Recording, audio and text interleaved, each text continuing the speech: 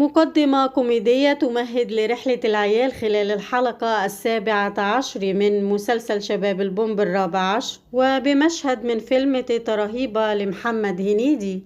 كشف شاكش عن نيته السفر إلى مصر، ويخبره تركي بوجود طريق سري يمكنه الوصول من خلاله إلى مصر دون الحاجة إلى جواز سفر، لكنه يشترط دفع 500 ريال وارتداء ملابس مناسبة للسفر. بعد ذلك يبدأ العيال في تجهيز أنفسهم للرحلة، فيشترون بعض الملابس استعدادا للسفر في أجواء مليئة بالمواقف الكوميدية.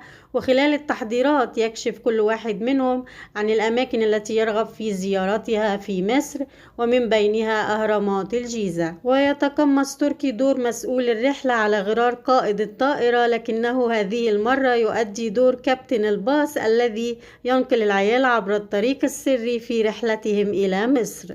على أنغام أغاني أحمد سعد يواصل تركي خدعته، إذ يقنع العيال بأنهم وصلوا إلى شرم الشيخ وأن هناك حفلة كبيرة في انتظارهم. وعند الوصول يجد العيال زفة بلدي في استقبالهم، ثم يصعدون إلى شقة أبو فرح التي يجسدها على إذنهم أحد ضيوف الشرف في شباب البومب، حيث يعزمهم على جلسة مليئة بالمواقف الكوميدية. ويستكمل تركي خطته باصطحابهم إلى قهوة بلدي، لكن الشكوك تظل تلاحق عامر والعيال بأن تركي يخدعهم وأنهم ليسوا في مصر، إلا أن دخولهم بعض المطاعم والمقاهي يجعلهم يصدقون الكذبة تدريجيا. لكن المفاجأة تحدث داخل مطعم كوارع عندما يظهر والد كفتة ويبدأ في توبيخه بسبب غيابه ليومين وإغلاق هاتفه. وعندما يسأله كفتة عن سبب وجوده في مصر، تنكشف الحقيقة للجميع بأنهم لم يغادروا السعودية أساسا، وأنهم ما زالوا في حي المنفوحة.